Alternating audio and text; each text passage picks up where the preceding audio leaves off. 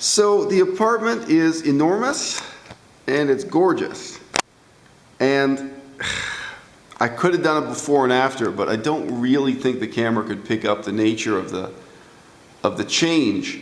You know, when I first arrived here, it was filthy and ugly, and boy, what a difference, you know, a new coat of paint makes.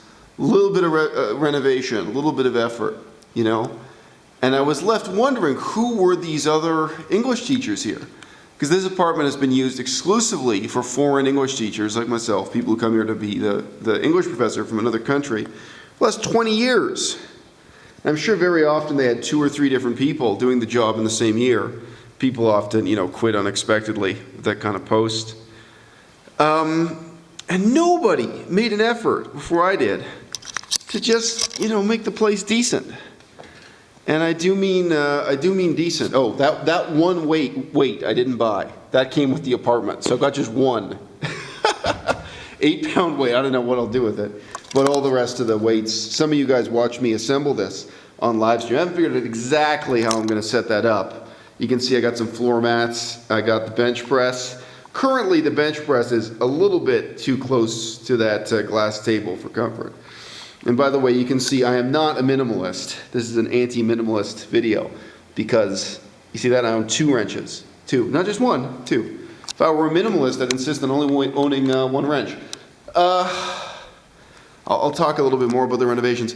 Look, so this apartment has no closet. So in effect, when you come in the door, this is like an inside-out closet. Right there, you know, I don't know why more people don't do this. There's a big, beautiful chair right by the entrance. Because the first thing you do when you arrive or you leave is, you know, mess with your shoes. So you actually got a place you can sit down, mess with your shoes. You got a beautiful full-length mirror. That's my look for the day. I actually appeared in a TV commercial today. The university wanted to film me. So, got the formal wear on. But you know, anyway, I don't know. Again, people just don't take the time to make their own lives, you know, a little bit more livable. And for me, you know, I got no hair, I don't wear makeup, so having a mirror like that is crucial because I look at a mirror so rarely. I've got to be able to just glance myself over before I leave to go to work or whatever it is. And in effect, this whole area is like an inside-out closet. My few jackets, my so-called winter coat, I guess, is there. And this is a tropical climate, so soon enough those things will be out of commission anyway.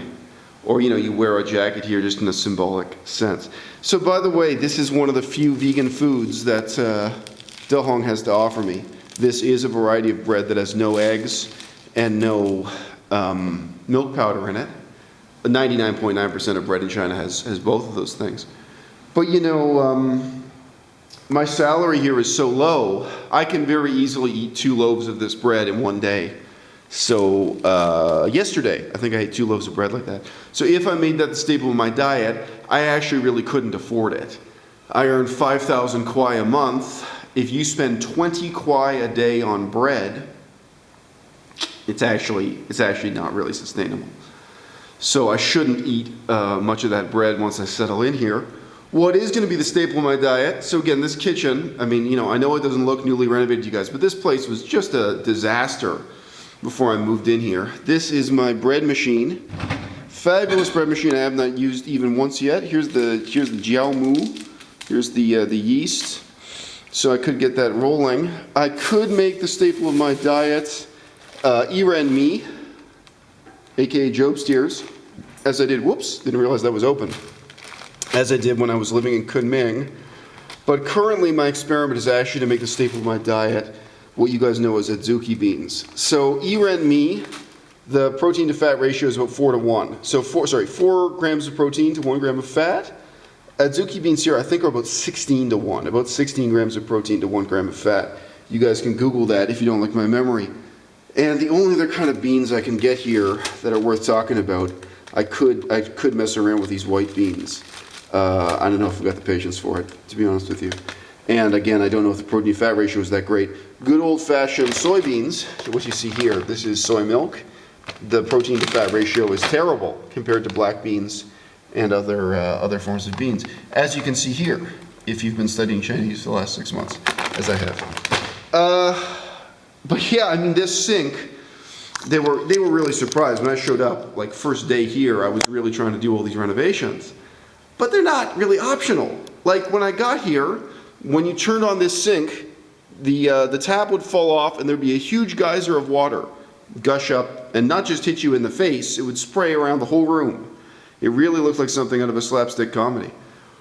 But anyway, I mean, the other people who stayed here, so I mean, I immediately said, look, this needs to be repaired and I'm willing to pay for it. And basically because they were ashamed to admit what kind of a state the apartment was in, the university volunteered to pay instead, which of course I'm very grateful for. I do appreciate that.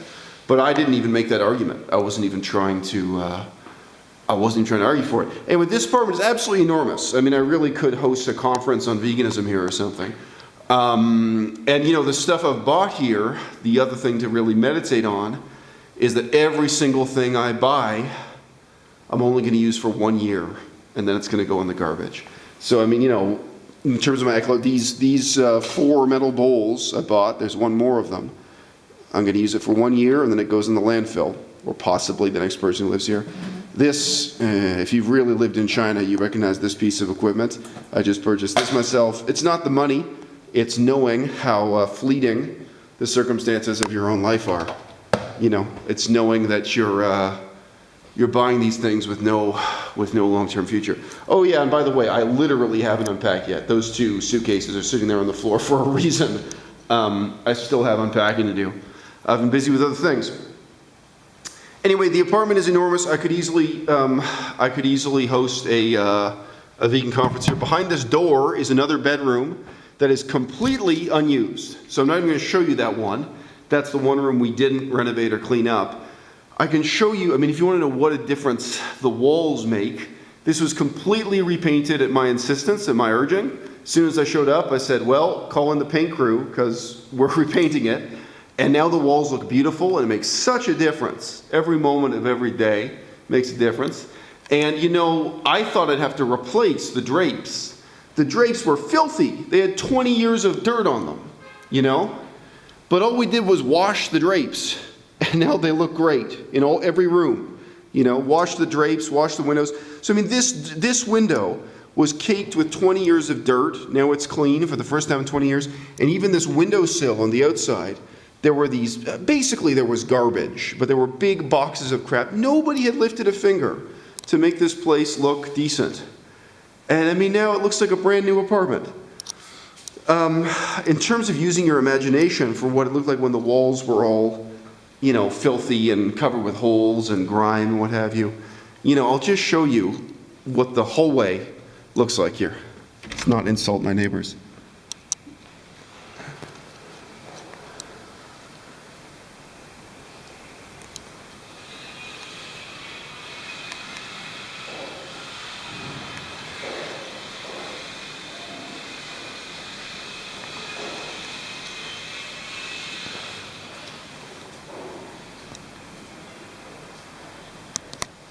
So anyone watching this, if you really have experience living in China, you'll know what that's about. You know, again, not to insult anyone, but this is not a fancy apartment building. That's very much the norm, that kind of grimy, filthy wall, you know, apart from the fact that there are specific markings added to it or what have you. Anyway, it really transformed the place, having it cleaned, having it repainted, and then having a whole series of repairs done, including, as I mentioned, that kitchen tap there. So this is my office, which is, again, is enormous. I've ordered 2 more tables. So, you know, the furniture could be rearranged. Once I get the tables arrived, and I'll clear this out. But I'm going to have a writing desk in here also. I currently have a 2-monitor setup. There's the famous white microphone. But anyway, it's an enormous office, and one of the reasons I chose this to be the office room is actually that it's the most insulated in terms of sound. So it's a room where I will be the least annoying my neighbors if I'm recording a video late at night or what have you. It's also the most insulating against mosquitoes. I've got to put you on game on that. If you are going to live in the tropics, you have to really think about the architecture of the house in terms of mosquitoes, how they get in and what have you. That is the single most expensive piece of furniture I purchased. It's an actually decent chair, actually made out of wood. And again, for me, both for ecological reasons and otherwise, it will always kind of tug at me that, you buy something like that and it's here for a good time, it's not here for a long time. You've maybe got 1 year of use out of a piece of furniture like that, and then it is gone. Like everything else in your life that can't fit into 1 or 2 suitcases. I don't know, when I go back to Canada, I might only be able to take one of those suitcases with me. So I'll own next to nothing once again in my life. But hey, I guess it's beautiful while it lasts. Speaking of beautiful, I mean, this also kind of reflects the Chinese logic of, trying to make you feel welcome, trying to make you feel comfortable. It's very flattering. The old bed was a bit shameful. I don't even think I complained about it. I just commented. I just commented in passing that when I moved in, I would buy a new bed. And without asking me, they purchased a new bed. So this, I don't know if you can tell a sense of scale. This is enormous. This is a full king-size bed. And it looks bigger than I remember king-size being. In an enormous room that I currently do not use at all. So you can call this the guest bedroom. I purchased these red sheets for it. So that is my modest investment. But this is not my bedroom. Currently, this enormous space is completely spare. Again, when the tables arrive, I don't know. I could set up a table in here and make this a room in which I, read and study language or what have you. In addition to the office, in addition to the main sitting room, I don't know. I've got to make some decisions. All of these windows, if you live in the tropics, so here there's good old-fashioned sticky tape added as a barrier at that point where the windows adjoin. You've got to go through every room and watch for where mosquitoes come in, where they come out. And although most of Mangsha is beautiful, the view out this window is not particularly beautiful. And that is the sort of space where mosquitoes will congregate and try to get into your home. And of course the bathroom, this is the main bathroom. There's another room you can use as a bathroom. The bathroom is where mosquitoes most like to be. And when I first came here, their attitude was, oh, no, it's fine. This window had no mesh on it, no netting. This was open for mosquitoes to come in and out constantly. And I said, no, I'm going to pay to have mosquito wire attached to the window. That's not debatable. If you live in the tropics, you absolutely have to do that with every single window. And then afterwards, you have to tape up the gap. So you probably can see at the top, the workman did leave a gap. And I had to take good old-fashioned sticky tape and complete the barrier against mosquitoes. Because this is exactly where mosquitoes will want to come in and join your life. Mosquitoes are attracted to water of any kind, not just for reproduction. That's where they want to socialize, where they want to hang out. And this is my fabulous toilet. I think it's marketed, they call it a 3D flushing toilet because the flush action is so great. When I showed up, the toilet was a combination of broken and not working. So I mean, ask myself this kind of thing. Like, the other teachers who work here, we're not really talking about a luxury. If you're talking about something like a toilet, you use it every day without fail. Like, if your motorcycle doesn't work very well, that's one thing. If you actually have a toilet you can't use, how do you get through your daily life? This makes no sense to me. But for like 10 years or something, one foreign teacher after another accepted the job here and just ignored the fact that there was a broken toilet. I show up and immediately I say, oh yeah, great, replace it. I don't care how much it costs. We want a new toilet.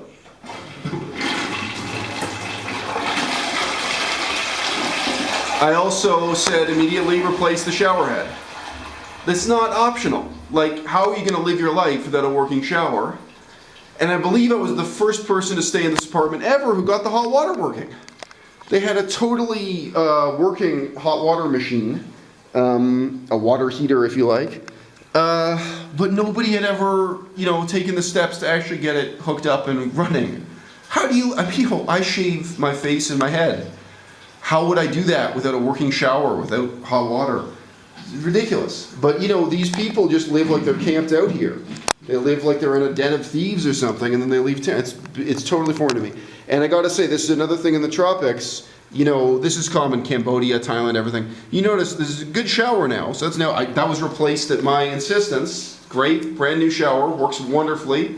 New hot water machine, new mosquito netting on the window.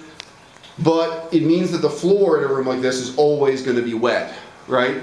So if you're gonna live with it, go out and spend the 600 kwai and get a whole bunch of mats so you can actually walk on the floor without getting your feet wet. So that when you brush your teeth, your feet aren't getting wet. And by the way, here's another great indication that I am not a minimalist. I believe minimalists like Ted Carr and Mod Vegan and those people, they boast they have only one towel. Do I buy just one towel? No. I bought like 8 towels. So come on. Be a mensch. What are you gonna do? Come on, you're gonna have one towel? Then what happens? Your one towel falls on the floor, you have a guest come over or something?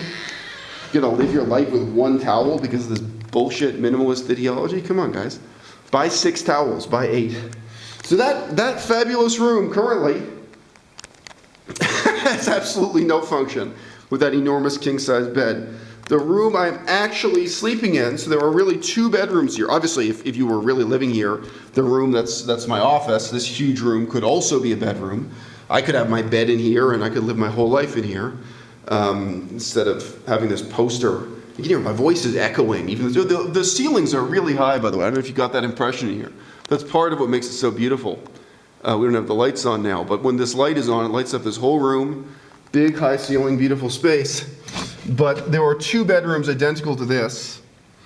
And currently, this is a sort of closet for hanging and shelving your clothes. It has more than 300 parts. I thought, am I really going to wait until after I've got this assembled to film this video? And the answer is no.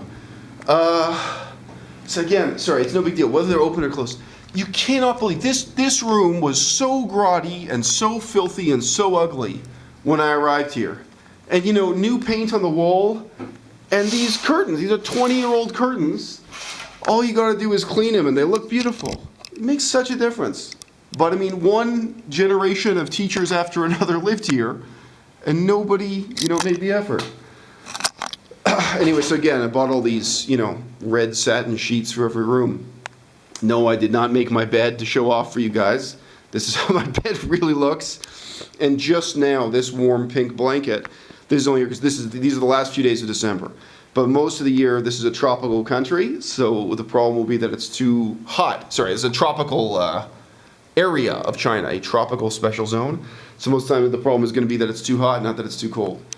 But at any rate, for right now, this small room is the room I am using as my bedroom. I could switch it up. But that's totally adequate. There's tons of empty space. You could put in some bookshelves. You could put in anything. But I got other rooms to put my books in. I got other rooms to set up my writing desk on and so on. So behind that door, there's another bedroom that's basically identical, but is now being used for absolutely nothing. And that was the only room we didn't repaint. I don't think it's never been used. So again, whatever. I could have Morty move in there. I could have any number of my comrades on Vegan YouTube move in. So, all right. Oh, right. I guess that's not the end of the tour. We have to head down the long hallway here. So, by the way, you may notice a lot of the light is tinted blue. A lot of these windows. Oh yeah. So there you can see some students walking down the street in between the palm trees. Mongshu is an incredibly beautiful city. This doesn't do it justice, this view of my window. Again, when you move into a place like this in the tropics, every single window, this is just sticky tape, nothing special about it. You've got to find the gaps in the mosquito netting, you got to cover them up with tape. And that's what I did there, and that makes all the difference. Mosquitoes got nothing better to do. People want to kid themselves and imagine that you can have holes in your mosquito netting and that the mosquitoes will just respect the principle of the thing. They don't. The mosquitoes will be there for 5 hours trying to get through the netting and eventually live through. So one of my regular viewers, Emma, likes to make fun of me for this. She calls this, the laundry room where you risk your life every time you do the laundry. And it is. That I'm 6'3", and there's no way I can reach that laundry rack. So you got to get up on a stool and try to hang your laundry to dry. But this, again, so this reflects that we're really in the tropics. These are all blue tinted windows. They have that special layer of treatment on them to try to, cool down the sun's rays as they come in the heat of the summer. And then you have another interior window here. This is the window that separates my office room. You can see the same computer there. That separates the office room from the outside wall. So again, even if I'm making a lot of noise in here, you have two layers of window. If I'm live streaming with you guys, if I'm talking to somebody on Skype with a loud voice, it's not really going to be audible. These are all concrete walls to the outside world, so that's why I'm doing that there instead of in the room where I have my weight set up. And then we got a utility room. Again, this is a fabulous water heater. Look at this enormous thing, enough hot water to feed an army. Nobody else had bothered to get it set up and running. So again, it's so alien to me. I can't imagine. Right, and this is another one of these windows. When I first moved in, there was no barrier to mosquitoes here whatsoever. And I think that's why one person, some former tenant, put a piece of cardboard here, trying pathetically to stop the mosquitoes coming in by putting it on this door. That's not what you do. You go to the source. You actually put a mosquito netting on that window. And again, the edges of that, you probably can't see at the top. You take the time, you get the sticky tape, you actually fill every hole. Be a perfectionist. Do the work. Because if you don't do the work, the mosquitoes will. And of course, ultimately, mosquitoes do carry disease in this part of the world. But it's very unlikely that you're going to get malaria or a serious disease from mosquitoes. It's much more likely that you'll just be deprived of the opportunity to ever have a decent night's sleep. So yeah, I haven't decided exactly how I'm going to lay out the purple padding here on the floor.